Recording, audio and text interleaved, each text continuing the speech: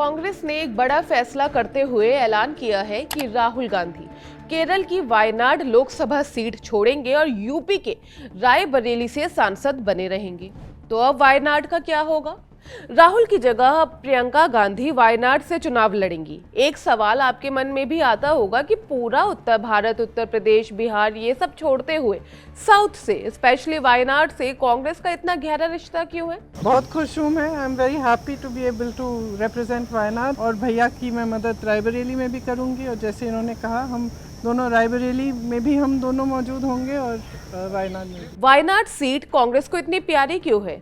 आज की इस वीडियो में हम बात करेंगे कि साउथ की कुछ खास सीटें इंदिरा गांधी के जमाने से ही कांग्रेस की फेवरेट और मोस्ट रिलायबल सीटें क्यों हैं। हेलो हाय नमस्कार, मैं हूं गरिमा और आप देख रहे हैं स्विच। तो शुरुआत करते हैं वायनाड से। केरल में पड़ने वाली वायनाड सीट कांग्रेस के लिए हमेशा से एक सेफ स्पेस रहा है। 2009 में वायनाड लोकसभा सीट बनी थी, तभी से लगातार यहां कांग्रेस ही जीत रही है। वायनाड से 2009 और 2014 में कांग्रेस के दिवंगत नेता एमआई शनवास ने जीत हासिल की थी। शनवास 2018 तक अपने निधन तक यानी यहां के सांसद थे।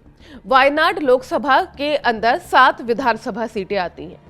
वायनाड में एससी 3% है, एसटी 9.5%, मुस्लिम 32%, क्रिश्चियन 13% और जो हिंदू वोट बैंक है वो काफी कम है।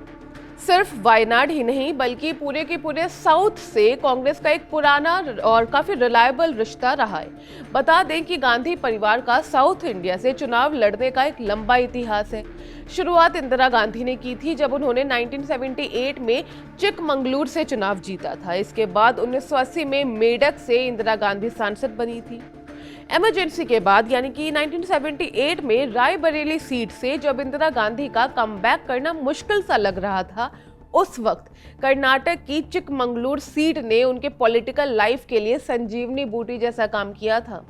ऐसा कहा जाता है कि उस उपचुनाव के प्रचार के लिए इंदिरा गांधी खुद 17 से 18 घंटे तक प्रचार किया करती थी। चुनाव का नतीजा कांग्रेस के फेवर में आया और इंदिरा गांधी ने 77,000 वोटों से जीत हासिल की और उनके विपक्ष में खड़े 26 उम्मीदवारों की तो जमानत ही जब्त हो गई थी। इंदिरा गांधी के बाद सोनिया गांधी 1999 में कर्नाटका के बेल्लारी से सांसद बनी। हालांकि बाद में उन्होंने ये सीट छोड़ दी थी।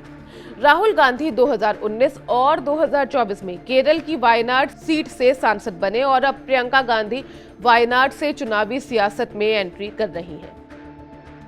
राहुल के रायबरेली सीट रखने और प्रियंका को वायनाड से चुनाव लड़ाने का फैसला कांग्रेस के लिए बड़ा फैसला है, क्योंकि प्रियंका का एक और चुनावी डेब्यू हो रहा है। दूसरी तरफ अगर वो चुनाव जीत जाती हैं तो दोनों भाई बहन पहली बार संसद में मिलकर बीजेपी का मुकाबला करेंगे। 2014 से जब कांग्रेस पार्टी मुश्किल में आई तब साउथ इंडिया ही कांग्रेस का एक सहारा बनी थी, सपोर्ट बनी थी। 2019 में राहुल गांधी अमेठी से चुनाव हार गए थे और उस दौरान भी उनका सहारा वायनाड ने ही दिया था और उन्हें सांसद बनाकर संसद भेजा था।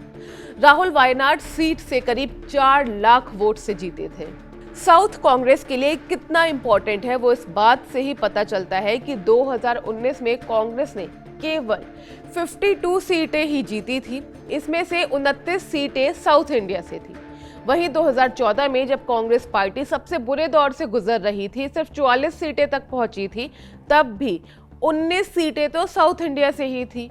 यह आंकड़े और जो पूरी कैलकुलेशन है ये बताते हैं कि कांग्रेस के लिए साउथ क्यों इतना जरूरी है और अगर कोई एक गांधी परिवार से ये सीट छोड़ रहा है तो उसके रिप्लेसमेंट में वायनाड के लिए गांधी परिवार से ही कोई दूसरा क्यों आ रहा है।